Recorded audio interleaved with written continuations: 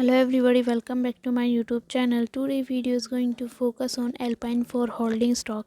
It was one of the stock that we have covered in our recent video, and as this was the biggest one in terms of revenue, we thought let's have a look at them first, and after having done the analysis in them, we got ahead with this a pretty interesting company with lots of interesting plans for the future. They want to grow their business significantly and the different ways that they want to achieve this.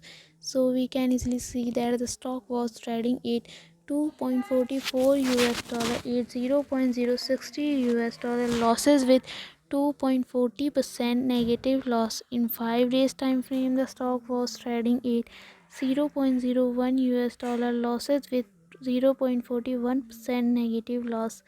In 1 month time frame, the stock was trading at 1.07 US dollar losses with 30.48% negative loss.